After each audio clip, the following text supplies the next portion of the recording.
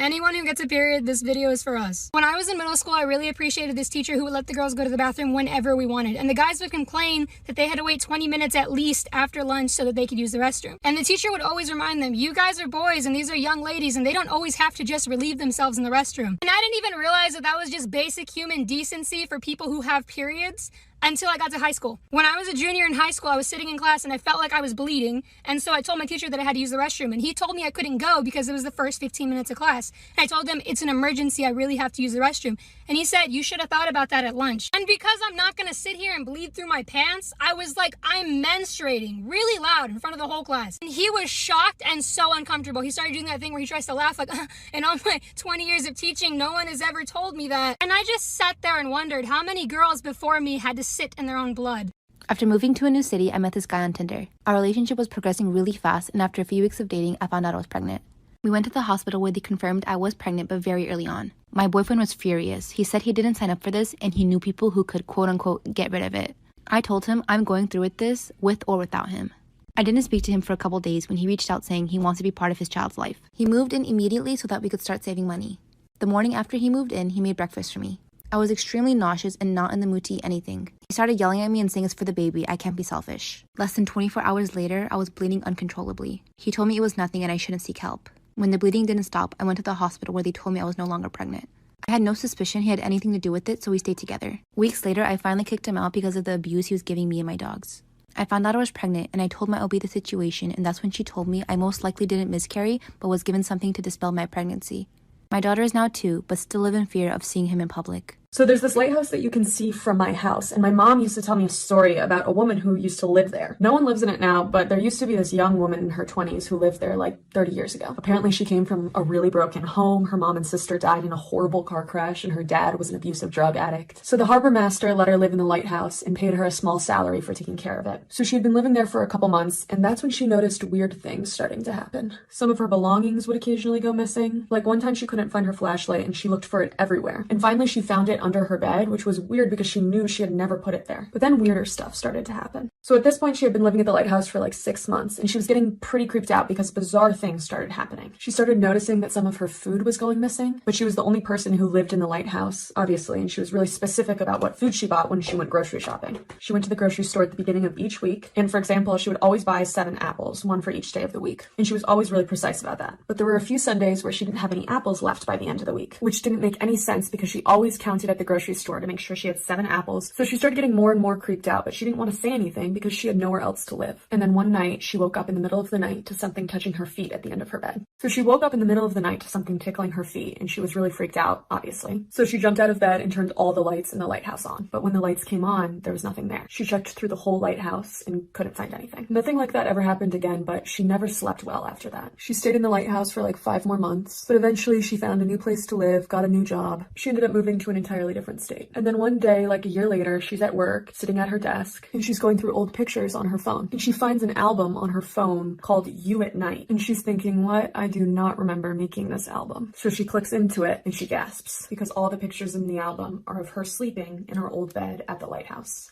I have a movie idea! Hear me out! 5 really close friends break into their high school one night. You know, living in the moment and whatnot. While exploring the school, they stumble across the basement. They put a doorstop in it just to make sure they don't get locked in. They fool around for a little bit down there, not really finding anything to do, and they decide to leave. On their way out, they notice the door was shut, and now they're kinda sorta locked in the basement. With no Wi-Fi and no phone signal, they're essentially screwed. Accepting the fact they're gonna be stuck in there all night, they decide to explore a little bit. One of them finds a chalkboard. You know, the kinds that have 2 sides to it and you can flip it over. When they flipped over the chalkboard, they all stared in disbelief. On the top of the chalkboard was written all of their names across it. Underneath their names, it said, each of you is hiding something from each other. Obviously now they're kind of freaking out. But then written at the very bottom, it said, if any of you fail to tell your truth by morning, your secret will be uploaded to your social media accounts. Who knows their secret? Who locked them in the basement? And will they make it out as friends? Am I the asshole for throwing wine on my mom at my brother's wedding? My mom and I have always had a difficult relationship. I'm her scapegoat and my brother is her golden child. He can really do no wrong in her eyes. I'm expected to do housework every time I visit, while my bro sits around doing nothing. So I don't visit much and I just avoid her. Despite all this, bro and I are still very close and I'm good friends with my sister-in-law. My mom mom has treated sister-in-law like shit ever since she started dating my brother 5 years ago. My bro and sister-in-law got married in October. They seized the COVID opportunity to have something small, 20 guests total, and it was in their backyard. My mom showed up in a floor-length white dress. Sister-in-law looked like she was going to cry when she saw my mom. So, without thinking, I just grabbed a bottle of red wine. No. Uncorked it and dumped the whole thing down my mom's front. Mom flipped out, but couldn't scream at me because there were so many people around. So she just left with my dad and came back wearing a green dress. Am I the asshole for wanting my mom to be in the delivery room when my wife has our baby? My wife, Alice, 28 female, is 7 months pregnant. She's starting to think about who she'd like to have in the delivery room when the time comes. She said she would really like her dad there for support. Alice is really close with her dad since she was a kid and has only grown closer to him since her mom died. So that was no surprise. I'm completely fine with having Doug there.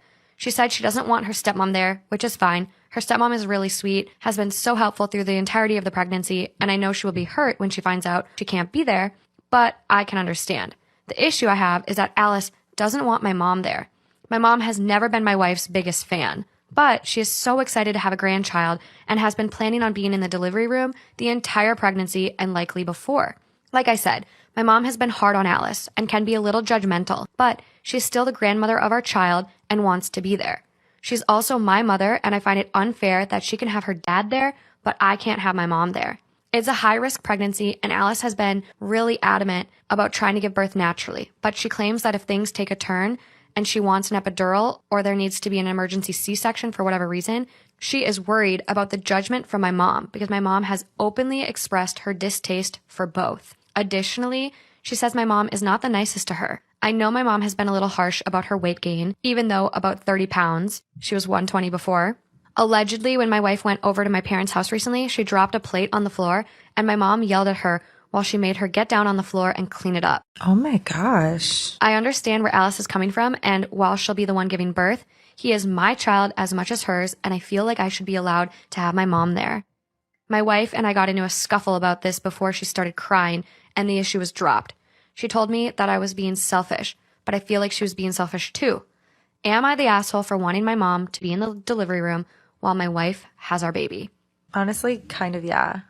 Yeah. Okay, so story time about my best friend's manipulative boyfriend. Period. Okay, sis. So a little background information. I was 18 years old and I was a senior in high school. And every year for spring break, the senior class would go on a trip. Now, not everybody would go on this trip. It was more of the social kids who were the ones who pushed for it the most. And the best part about this trip was there were no parents, nobody to supervise. So that pretty much meant no rules and we could do whatever the fuck we wanted. So period, we love that for us. Not to mention every year this trip is wild as fuck, okay? Like the one time the class of 2017 had 11 out of the 22 people that went on this trip arrested. Oh, and not to mention the hotel that they stayed at, there was over $12,000 in damages. Yeah.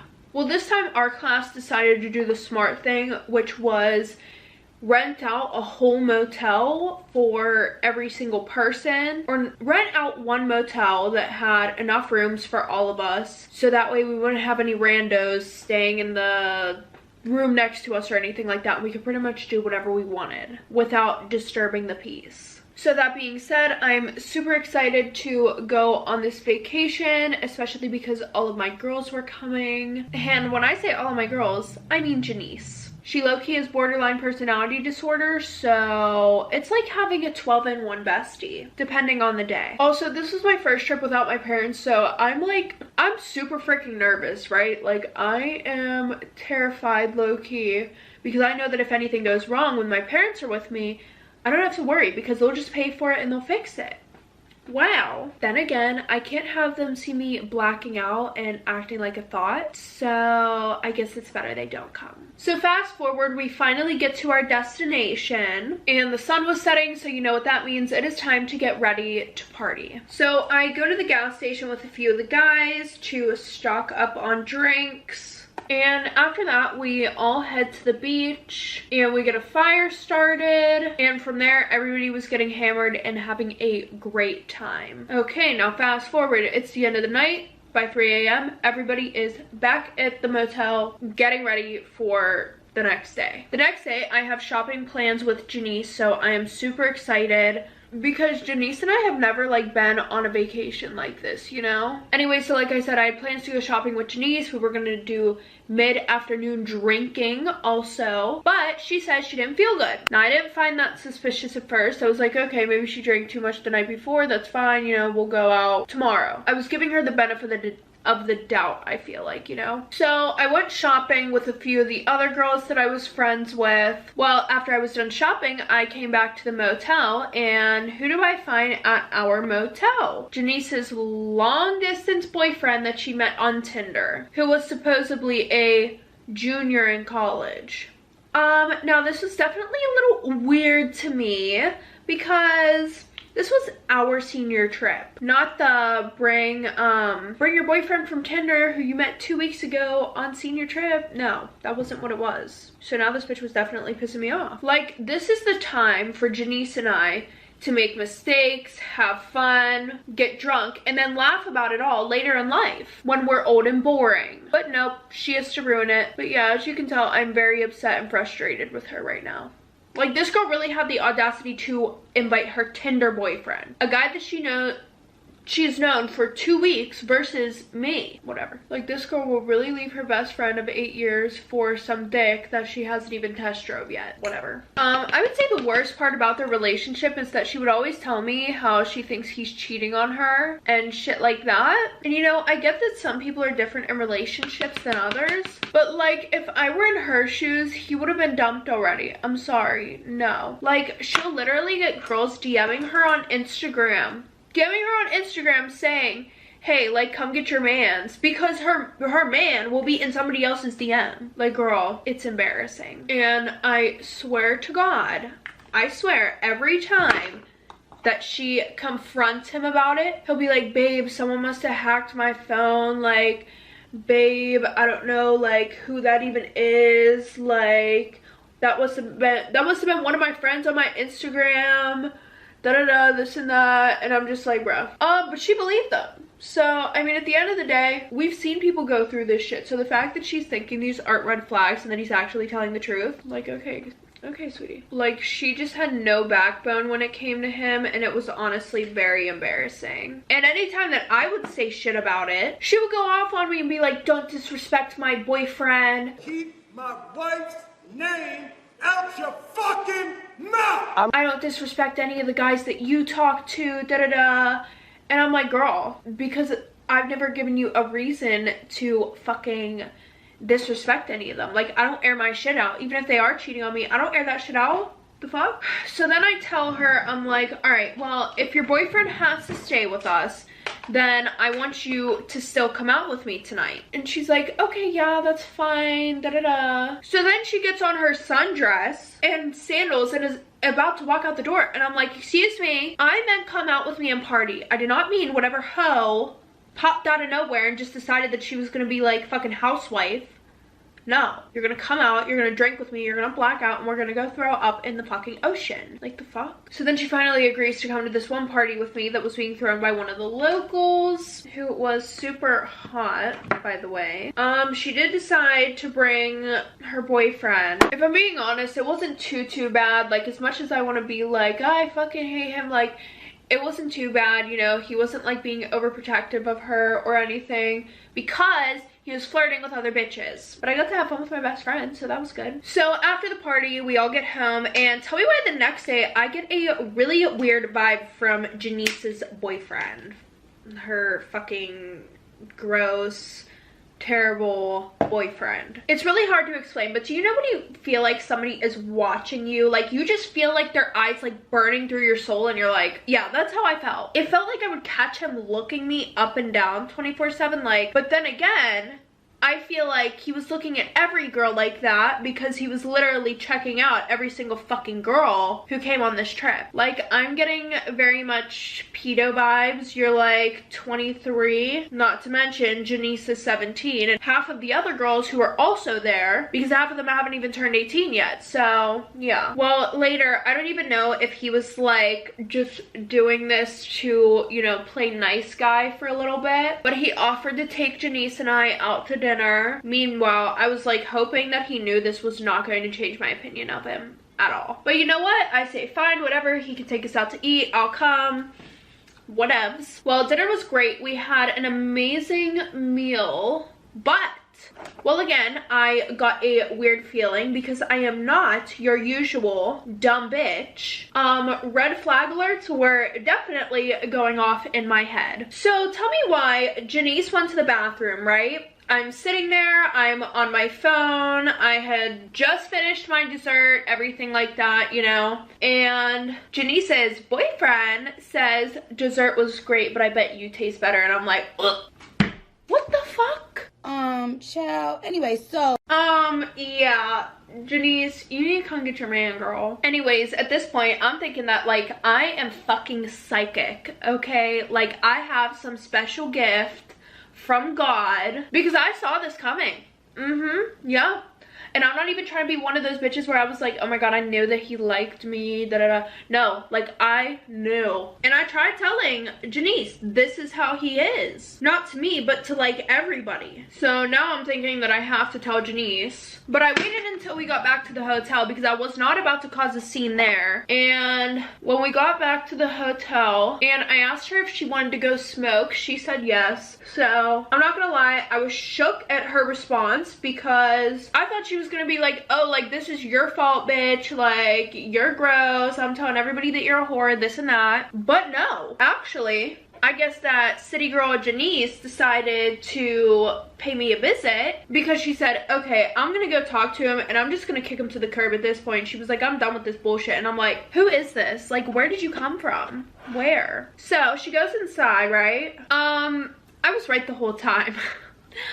Because before, I was like hyping her up. I was like, period, go sis, like, you don't need him, fucking kick his ass to the curb, da-da-da. She comes outside with my suitcase and fucking throws it out the door, and she was like, you fucking whore, stay away from my boyfriend and I. And I'm like, I'm actually genuinely so confused at this point. Yeah, at this point, I feel like I want to bang my head off of a fucking wall because, like I said, I knew this was gonna happen and I should have just trusted my gut. But thankfully, the girl next door and I, we had math together in school, so she let me stay in her room. Her and I were kind of close, which was nice because she's some person that I could at least have fun with while I was on this fucking trip. But funny thing though, since I was literally right next door to them, I could literally hear through their room, yeah, she's such a slut, like, oh my god, she's a whore, she's fake, she's this, she's that, and I'm like, wow, okay, whatever. So after sitting there for 30 minutes listening to them talk shit on me, I decided there was only one logical thing to do at this point, okay? So I snuck into the room at 12:30 when I heard Janice get in the shower. Well, I didn't really sneak in there, you know? And when I walked in, her boyfriend was like, hey, what are you doing in here? And I was like, I just forgot some of my stuff, you know, lies, lies, lies, lies, lies. And then I just like say out of nowhere, and I think I was gonna let you hit. And he was like, what? And I was like, yeah, like, what the fuck is wrong with you? Like, I could tell you were giving me the signals the whole time, but you want to go and fuck it up. So then he started to apologize and stuff like that, right? Okay. We're getting somewhere. And I was like about to walk out of the room and he was like, I'm so sorry, please, please, I'm so sorry. And I'm like, well, maybe we could still do something, but I don't know if I can trust you now.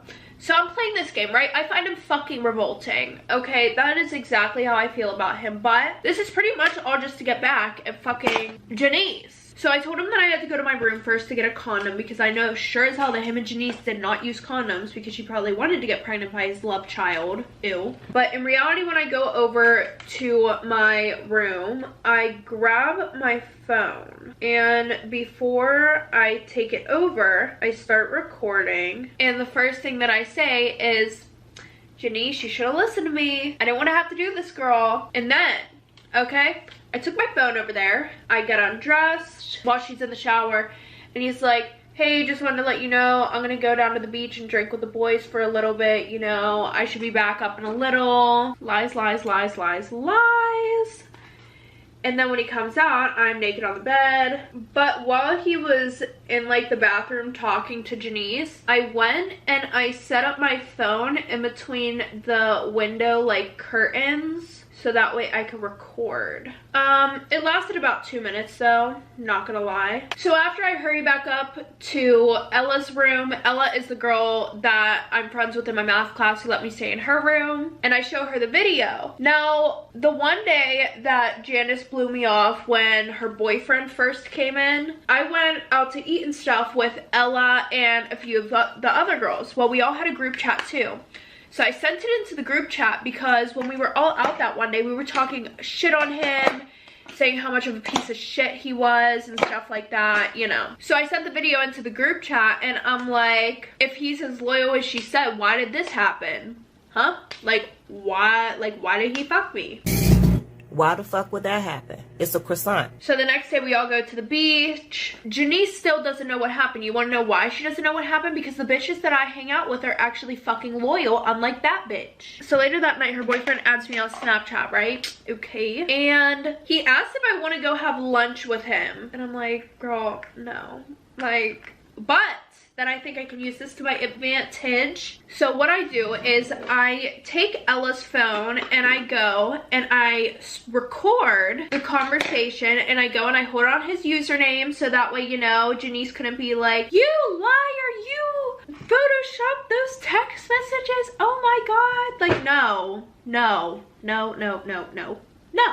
So I made sure I had that as evidence or whatever. So anyways, we go to lunch, right? Now, I didn't even have to do anything, to be honest, because he dead ass took a picture on his phone of me with my drink, and I thought it was just a joke. So, you know, I post all cute, and he posted to his Instagram story. Yeah. So now I'm like, oh fuck, Janice is about to fucking cause World War III in this bitch. Because Janice stalks his fucking social media. I'm not even joking. Especially when they're not together, because she likes to know what he's fucking doing every second of every minute. Like, she used to FaceTime him. When they first started dating, he was actually like in love with her, supposedly, right? I get you have a long distance relationship, but she would FaceTime him while he was in school, while he was at a party. Like, girl, what the fuck? The obsession is real and terrifying and unhealthy. So I look at him and I'm like,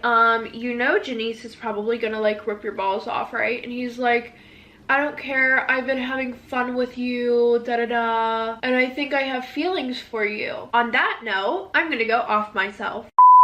Because as far as I was concerned, you were irrelevant, invisible, and non-existent to me. But anyways, then I get a text from Ella saying, you need to get here now, Janice is freaking the fuck out. Showtime, bitches. So after that, you know, I'm like, oh, well, you know, we better get back, hurry up. When we get back, Janice is literally screaming, crying, you know, the whole 9 yards. And everybody is standing around her, but whenever her man and I pull up, the circle opens, it's like a fucking movie. And she looks at me and she's like running and she's about to fucking jump on me and punch me, and her boyfriend goes and scoops her out of the way and carries her back into the fucking motel room. And I'm like, y'all bitches are crazy. Like, what the fuck? It's like shark season out here. So then I get a text from her later on that night asking if we can go out to eat because, you know, she feels bad about trying to attack me today and stuff like that. And then when we go out to eat, she's like, yeah, no.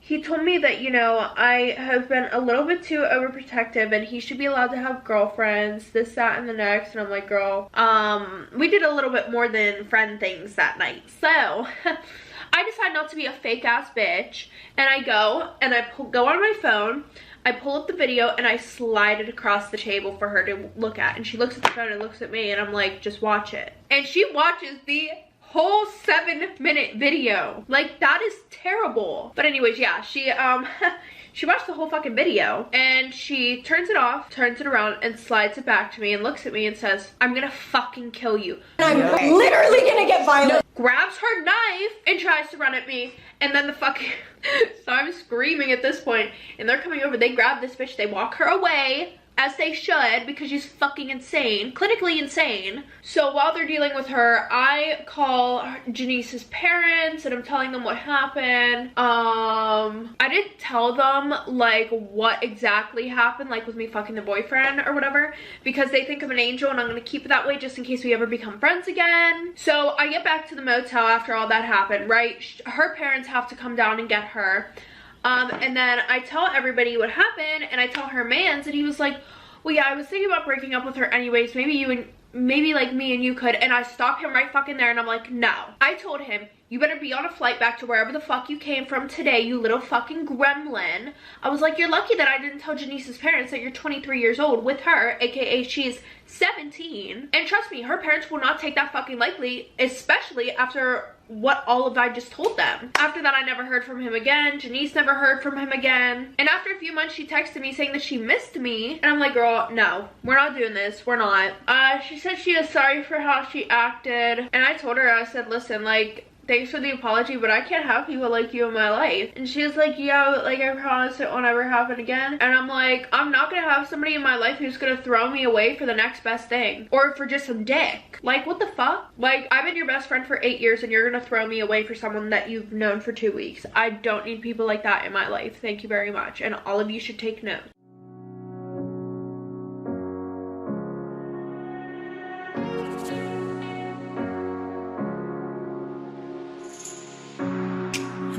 Saw you coming until you turned me around. I used to think I was nothing, but look at this love we found. So give me your hand like you took mine. No, I don't ever wanna see you cry. Oh yeah, no more tears. Oh yeah, no more tears. Take that chance, we'll be fine. No, I don't ever wanna see you cry. Oh yeah, no more tears. I'm going to be telling you the scary story of the house I lived in elementary and middle school. It was a 3-bedroom house, 1 bedroom in the basement and 2 bedrooms upstairs. Because I was the oldest, I got put in the bedroom in the basement. Right when we moved in, I already had creepy feelings about the house. I hated being downstairs by myself. One day I dropped a $20 bill behind my dresser. I decided to move my dresser all by myself, and behind the dresser was this door. It wasn't a normal door, it was really short and just squared. It was also glued off, so I couldn't get into it. Me and my neighbor, who were best friends, worked at it for days to get into it. We finally got it open, and inside was another room. It was almost like an underground attic. The walls were wooden, the ceiling was wooden, there was no carpet, but it smelled awful. My parents found out and they were super mad at me for opening the room. They of course put that dresser in front of that door for a reason because they knew I would explore it. But after that, things started to get weird. Stay tuned for part 2. I have a TV show idea. A 17-year-old girl wakes up after being in a coma for a year. The doctor said she was in a car accident. The doctors quickly realize that she doesn't remember anything about her life. Eventually, she goes home with a family that she doesn't even recognize. What she was told, she had the picture-perfect life. Wealthy family, great school, great friends, good grades. But as time goes forward, she starts to remember little things. Things that don't line up with what her family has told her. Now she has a choice. She has been put into this perfect life. But will she choose to investigate further what actually happened to her the day of the accident? I am going to be telling you a scary childhood story. When I was 2 years old, my mom passed away. My dad wasn't in the picture, so I went to go live with my grandparents. My grandparents lived in a super old home that was built in the 1800s. I was a very imaginative child. So when I told my grandparents that I used to see people in the house, they just didn't believe me. There was one lady in particular that I would always see. She would sit at the end of my bed and watch me fall asleep. I wasn't scared of her because I thought she was an actual person. Plus, I was super little, so nothing even crossed my mind. At this point, I was like 4 or 5 years old. I remember her talking to me constantly. She even sang me the song Rockabye Baby to get me to go to bed one night. Every single day when I would get home, I could see her in my window. At that point, I thought she was just waiting for me. She just wanted to be my friend, right? But as I got older, things started to get really weird between me and her. She wasn't this nice lady anymore. Stay tuned for part 2. This is part 2 of the lady in my room who would sing me lullabies to get me to go to bed. No one else in my family could see her. She even told me that she was my mom. I really believed her. If you remember, my mom passed away when I was 2. So, it seemed pretty real that it was my mom. I didn't really remember what my mom's face looked like when she passed away. And this lady, could be my mom. She continued to sing me lullabies every single night when I would go to bed. She would always be waiting for me in the window when I would get home from school. But I figured out pretty quickly it wasn't my mom. My mom was a sweet, kind-hearted person. This spirit was evil. She would get mad at me every single time any of my friends would come over. She told me she could see my future and that I was going to go to hell after I died in a car accident. It scared me so much, but no one believed me. It got to the point where I never even wanted to go in the car because I thought I was gonna die. She convinced me I was evil. Stay tuned for part 3 that's coming tonight. This is part 3 of the lady who used to sing me lullabies to get me to go to bed. This spirit was evil, and she started to convince me that I was evil too. She convinced me that I would go to hell because I was a horrible child, even though I wasn't. She convinced me that every single person in my life hated me. She even started to control my dreams, and I'd wake up every single night screaming at the top of my lungs from a night terror, and she would be sitting at the end of my bed. This went on for years. When I turned 9, my grandpa passed away, and because it was a really big house, me and my grandma moved to a different house. And the evil spirit was just gone. I never saw her again. But was she really gone? When I was 15, I went to a psychic. The moment I walked into the room, she could feel a dark energy enter the room. She told me that someone was following me every single step I took. And when she said that, I knew exactly what she was talking about. After that, I went to a medium, and after many sessions with her, the dark presence was finally gone.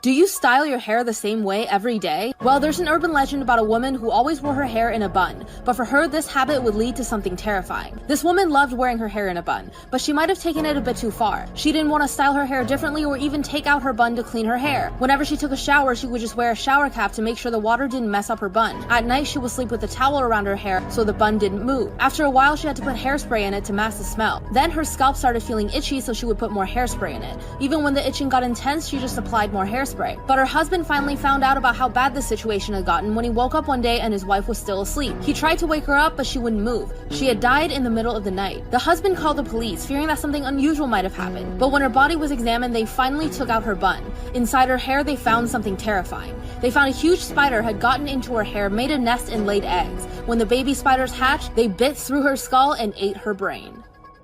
Story time. My boyfriend and I bought a very old house. He was in charge of bringing in all the furniture and doing the heavy lifting while I was on wallpaper removal duty. The previous owner had papered every wall and ceiling. Removing it took ages but was oddly satisfying, kind of like peeling skin when you get sunburnt. I started peeling the paper away and discovered that under a corner section of paper in every room was a person's name and a date. Curiosity got the better of me, and one night I googled the names. I discovered that the person was actually a missing person, and the missing date matched the date under the wallpaper. We immediately notified the police, and they sent out a crime scene team. After looking around a bit, they came up to me and said, "Where's the wallpaper you removed from the walls?" Turns out, it wasn't wallpaper.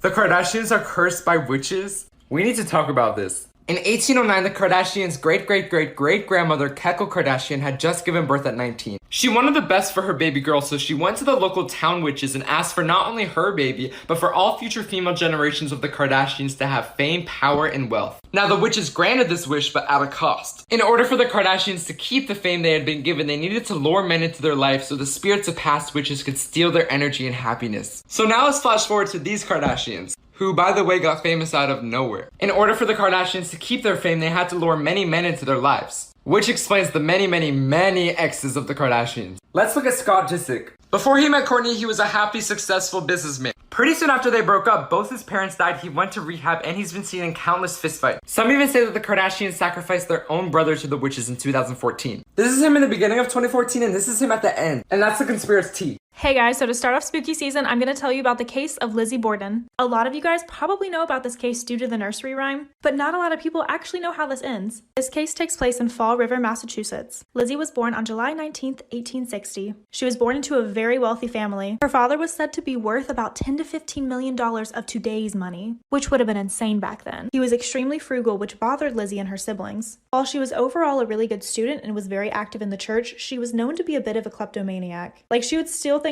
pretty often, and her father would just cover the charges for her.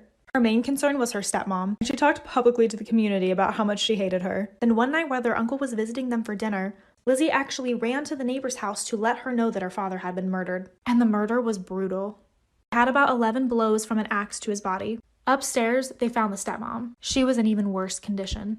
Clearly, the vendetta was personal. Follow, share, and add me on Instagram for part 2.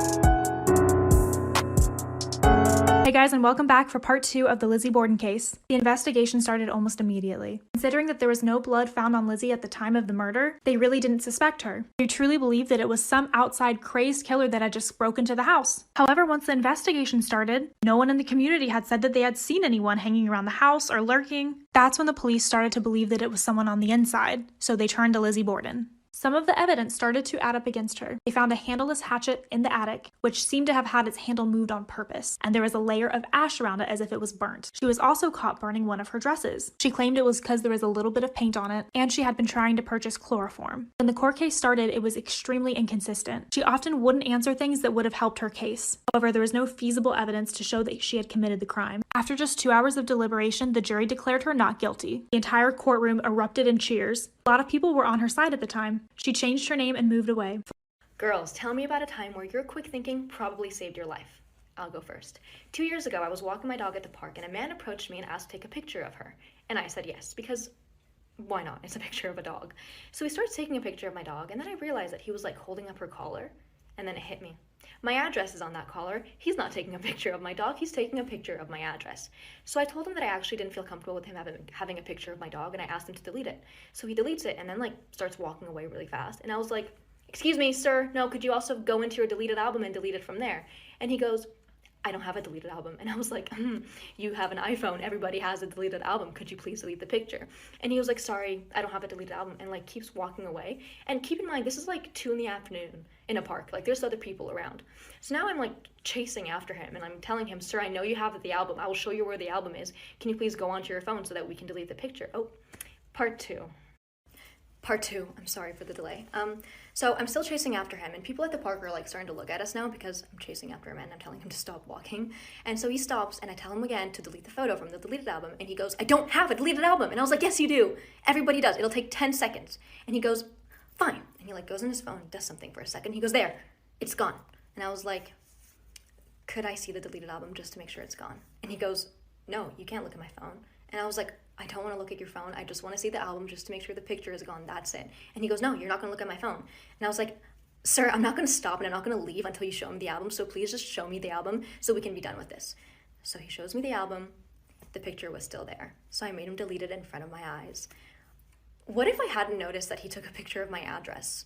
And what if I went home that day and, that night when I took my dog out to pee, he was outside waiting for me? I mean, Okay, story time. This is really creepy and really unsettling. So this girl and her brother, let's call her Amanda, rode the same bike path every day, 3 times a day. One day they decide to take a different path and they pass this old camper with this creepy old man sitting outside of it. So he starts yelling at them and he goes, "Hey, where are you from? How old are you? Come here." Of course they ignored him and kept pedaling, and I don't think he liked that because he got up and started chasing after them. Of course he was an old man who was running and they had bikes, but it's still weird. Later on, Amanda and her brother made friends with this girl who was a little bit younger than them, and they would hang out together. They were all hanging out when Amanda and her brother went inside, and Emma said that she was going to go for a walk. An hour later, it was dark and nobody had seen Emma, and that's when everybody started realizing that nobody knew where Emma was. Amanda and her brother tell her parents about the creepy old man that they saw the other day, and they take them to the camper. So they knock on the camper, he answers the door, and they ask if he's with anybody, and he's like, "No, I'm alone." Then they hear a really faint noise that kind of sounds like a girl, and he slams the door in their faces. So Amanda and Emma's parents call the police get there, they bust through the door, and guess who they find? Emma. Anyways, he was arrested for kidnapping. Yeah.